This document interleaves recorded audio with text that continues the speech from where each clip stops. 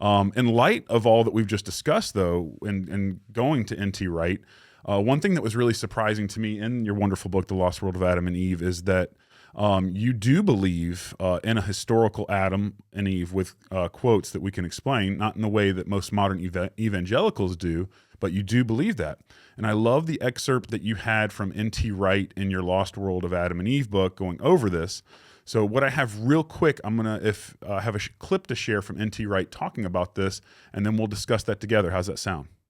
Sure. Let's do it. Genesis 1, 2, and 3 are some of the most explosive chapters. And when anthropologists talk about myth, what they mean is not an untrue story. What they mean is a story which is full of power for how we understand ourselves individually, for how we understand ourselves as a community, for how we understand what the human project is all about, and some of its paradoxes and tragedies and so on. The mythological element, however, has got misunderstood to be, if it's myth, therefore it isn't history, and vice versa. And that's just for starters. We need to lighten up about these words and maybe find some other words, because I do think it matters that something like a primal pair getting it wrong did happen. But that doesn't mean I'm saying that therefore Genesis is kind of positivist, literal, clunky history over against myth. Far from it. I think, for instance, that the 6 days of Genesis, I'm with John Walton from Wheaton College on this, I think the 6 days of Genesis would be interpreted in terms of this is how you describe how people make a temple or a tabernacle.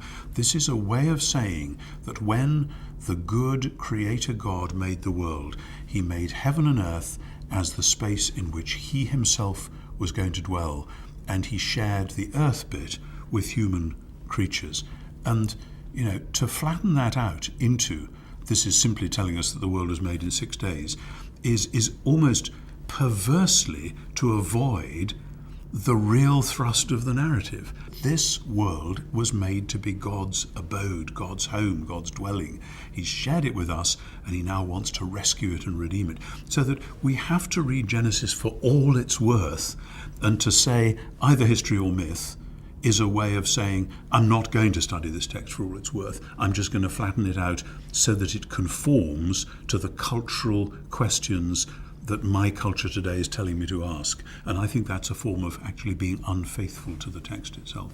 Before I say anything, tell me your thoughts on that clip and what Tom just said.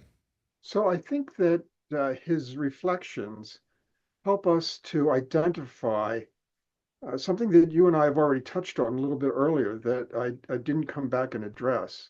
And that is, so often our reflexes as modern readers are that we want to dig into the Bible and try to reconstruct the events that it talks about.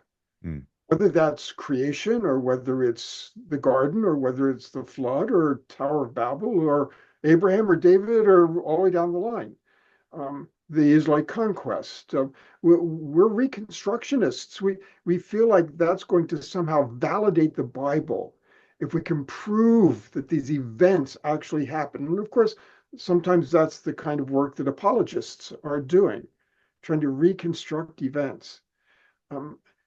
I think that Tom was suggesting, and I would agree, that we need to pay more attention. Instead of trying to reconstruct the events, we can assume that they are events, but that's not our job to reconstruct them. The Bible is giving us an interpretation of events. Mm. And that's what carries authority, because that's the Bible's message. And therefore, we need to spend a little more time understanding the interpretation that the Bible is giving us, like the interpretation of the flood, instead of the hydrology and geology and all of those kinds of things about the flood. Let's look at the interpretation of the event. Likewise, the Israelite conquest, likewise, whatever it might be. So it's not a question of whether there are events behind these or not. The Bible's not really trying to address those. It's assuming that in most instances there are events. Yeah. But that's not our job. And so I think that that's kind of how I heard him leaning to say, let's tap in more to what's going on here as far as the authors are understanding the significance of what they're conveying. Yeah. And I think I agree with all of that. I think our imaginations and creativity and just wonder at the text when we read it to, just we all kind of instinctively, wonder and like, did Adam and Eve really exist? What was it like? What, all these things, all the questions that come through. And that's why I said I was surprised, not in a good way, that the way that you qualified it, and you did just right there as well, that you can still believe in the fact that there was an historical pair, Adam and Eve, just call them that we're in space and time, but that's not what the text is trying. You still have to, when you come to the text, to understand that's not what it's trying to convey to you. You can still have that belief, you can still have that, and I think following through to the New Testament, and as we get to Paul, and as we get to even Jesus, who references Adam, like we can kind of go to a space to where the text calls us to have some level of ability to believe in the historicity of Adam and Eve, of this ancient couple. So to that, how do you, because in the book you say that you do hold that. How do you suspend those two at the same time? Okay. So in my new book, I've moved along a bit to a different kind of spot, Okay. not one that contradicts what I said in Lost World of Adam and Eve, but one which just goes down a different path. Okay. I've taken the archetypal aspect, which I talked a lot about in Lost World of Adam and Eve, Mm-hmm. and under the conviction that that's what the text is really doing, I've been a little more insistent on saying, if that's what the text is doing, I don't even want to ask that other question. I like it. Okay? If they are archetypes, the whole point is they are all of us. Yeah. We are them, they are us. What they are, we are. What they do, we do.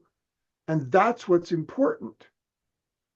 We're historical, we're real people. Humanity is real. They are us. And in that way, we not only get distracted by the historicity question, we get overwhelmed with it. Mm. And we've therefore been so eager to talk about them in their historical place and us in our historical place that we miss the very point of the text, as I now understand it, that we're not supposed to separate that out to a them and us. Mm. We're supposed to be thinking about it as this is us. Yeah. And of course, if we are successful in doing that, if that's what Genesis wants us to do, and I think it is, and we're successful in doing that, we don't get stuck on Augustine's question. How come they goofed up and we get stuck with it? Yeah.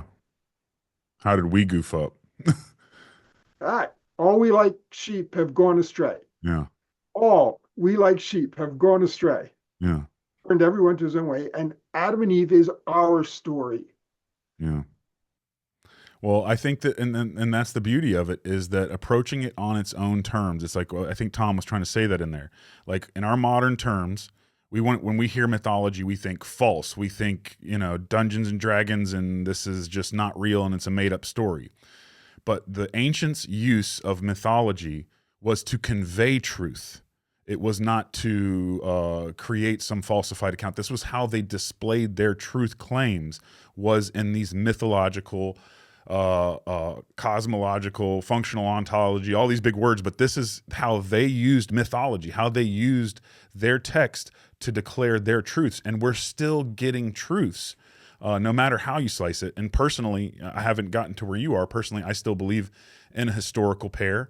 Call them Adam and Eve, because the text does, and that we can both exist there and still approach the text on its own right to get the wisdom that it has from it, right? And I wouldn't say that I no longer accept them as historical. I am saying I don't bother to ask the question I like because it's that. not the text's question. Amen. I like I that. would I would also say that it goes, you've used the word truth, and that's a good word, Hmm. but it goes even beyond that to reality.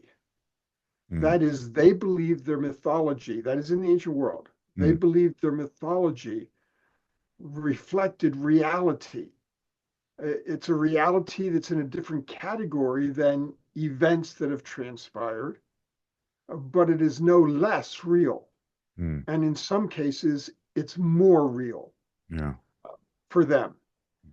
And so, in that case, for people who are comfortable with assigning Genesis 1 and following as mythology, I'm not, because it's too conflicted a term. But for people who are, and like Tom, want to see kind of a core to that that's different from our popular way of thinking, that's really what they're getting at. That Israel is conveying a reality that is diminished if we try to make it all about events, Hmm. because reality is bigger and deeper than events. I love that. Reality is bigger and deeper than events. I'm going to put that on a shirt. I think that's awesome. We need your help.